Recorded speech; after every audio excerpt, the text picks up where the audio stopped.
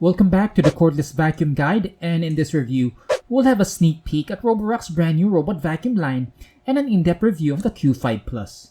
The Q Series is Roborock's latest and addresses a gap in their product line for self-emptying robot vacuums.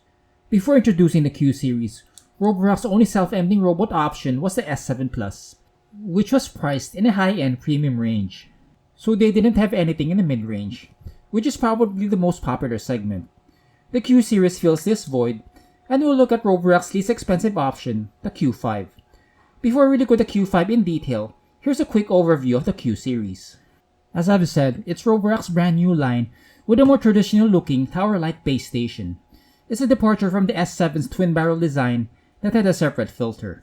I believe that Roborock had to use this design because some markets only had the bagless system, which necessitated the filter. There are three main models, the Q5, Q7, and the Q7 Max. The Q5 is the most basic option without the mapping feature both Q7 series robots possess, but it's the least expensive. The Q7 and the Q7 Max are more expensive because both can mop floors. However, neither has a vibrating feature found in the S7 series robots. There are three main differences between the Q7 and the Q7 Max. The first difference is water tank size. The Q7 has a 180 ml capacity, while the Q7 Max nearly doubles it at 350 ml. The next variance is dustbin capacity. This time the Q7 Plus has the bigger container at 750 ml, versus the Q7 Max's 470 ml. Lastly is the power levels. According to Roborock's website, the Q7 Max Plus has the highest rated power at 4200 pascals, while the Q5 and Q7 only have 2700 pascals. However, I don't put too much stock on pascals. I've tested the Q5 Plus, S7 Plus, and S7 Max V Ultra, and the Q5 Plus had the highest airflow despite having the lowest rated power figures. I'm not sure how pascals is measured, but I feel that airflow is a better metric to gauge performance. Robots with high airflow tend to do better, regardless of surface. And the cleaning test scores of these three robots are proof of this theory. There wasn't much difference with the results on surface and deep cleaning tests, and that's with the S7 Max V Ultra supposedly having much more power if you base it on these figures. So now let's focus on the Roborock Q5 Plus, and I've spent the past few days testing it, not just with airflow, but also in other aspects like navigation, cleaning performance, and more. So let's get into it. The Roborock Q5 Plus fills the mid-price void previously absent. It retains the same efficient navigation, but with an auto-empty base station, something missing from the previous Roborock options in this segment. The Q5 Plus base station is different from the S7 Plus twin barrel design, mainly because it had a filter. Again, I think Roborock did this because some S7 variants in select markets only had the bagless option. That's not the case with the Q5 Plus. It has the same wide port that connects to the brush roll, but it has a thinner body with a lower profile than the Roomba i6 Plus.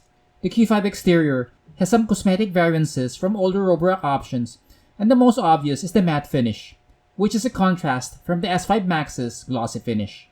Its dustbin also has been redesigned. No longer does it have a top door, but instead, it's a one-piece container that slides out from the top. The capacity is decent at 470 ml, but it shouldn't be a deciding factor with the bag increasing the capacity 5-fold. Consumers can save some money by going for the robot-only, non-plus version, but I highly recommend going with the Plus because of the self-emptying convenience.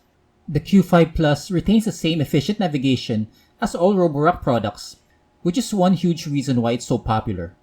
It's one of the more efficient of any brand I've tested, and it picked up nearly everything in this coverage test in just under 21 minutes. One of the quickest times for smart robot vacuums.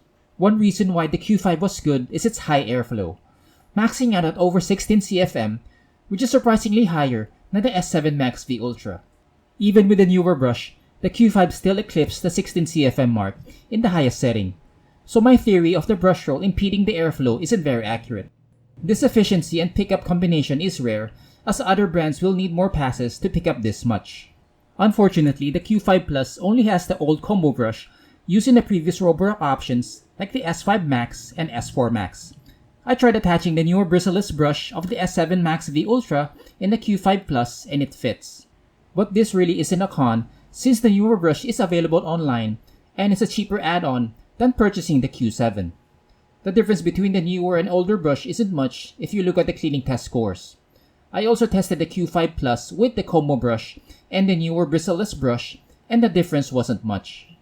The new brush does offer slightly better agitation and hair tangling performance. It's something I'd recommend buying along with the Q5 Plus to improve cleaning performance without spending a premium for the more expensive Q7 series. Even in the lowest setting, it has enough agitation to vacuum dust, which is helpful, especially in cleaning areas underneath furniture. Unfortunately, the Q5 doesn't have the mopping feature present in the Q7. But I don't think this is a huge downgrade, because neither of the Q7 options has the vibrating element or the pad washing feature. Whether this will be a deciding factor will depend on what you need. The Q7 series mopping performance will be similar to the S5 Max, which is excellent, but are you willing to pay the premium for it? So answering these questions will determine your choice between these models. Lastly, for this review, we'll look at the app. The Q5 Plus is compatible with the Roborock app, which is one of the best in the business. I won't go through all the details, but will highlight the most helpful features. On paper, the biggest upgrade would be the 3D map, but the most helpful upgrade for me is the quick mapping feature. Quick mapping fast-tracks the map creation process because the robot doesn't need to go to every nook and cranny inside your home to draw the map. It takes advantage of LiDAR's 360-degree scanning to map out the edges and obstacles to put on the map. This feature is most helpful inside large homes where it'd take a long time to do a traditional map creation, where the robot has to clean every square inch. It cuts the time significantly, and the app is smart enough to recognize open door areas to create partitions automatically. Unfortunately, this feature isn't available in the S7 Plus or earlier variants, but hopefully Roborock will add this feature in future updates. The 3D map feature provides consumers with a different perspective in tracking the robot. It shows mostly walls and how your home is laid out in a 3D perspective at different angles, which is pretty cool. But please note that only the latest Roborock products, the S7 Max V Ultra, S7 Max V, Q5, Q7, and Q7 Max have the 3D map. Other variants like the S7 Plus don't have it. The Roborock app retains the containment features found in other variants, namely the invisible wall and no-go zones, which is another underrated feature. It provides consumers with a tool for blocking the robot from off-limit areas without having to use a physical barrier. Another upgrade in the Roborock app is the map details, where you can select a floor type and add furniture. Unfortunately, the add furniture feature doesn't help the robot avoid the actual furniture. It's just there as a reference with no practical use. The auto empty settings lets consumers choose from 4 different options. I keep it in the smart setting and let the software decide what setting is best. There's also an option to turn it off. Other features like scheduling, maintenance, and cleaning history are standard with Roborock products, so I'll not go into detail with those features. Overall, the Roborock Q5 Plus is, in my opinion, the best value for money option in the Q series line. It's the cheapest option, but it has all the critical features needed in a robot vacuum. Yes, both Q7 options have the mopping feature, but it lacks the vibrating element found in the S7 series, meaning it won't be as efficient. Also, the price difference is too much for the upgrades. I'd go with the Q5 and purchase the newer brush roll separately to improve vacuuming performance. If you've made it this far, I'd like to say thank you and consider giving this video a thumbs up if it's been helpful to you. It goes a long way in growing this channel and reaching more consumers. Subscribe and hit the bell icon to get notified when I publish new reviews like this. Links are in the description below for more information about the Roborock Q5 Plus and the latest Roborock products. Thanks again for watching, and I'll see you in the next video.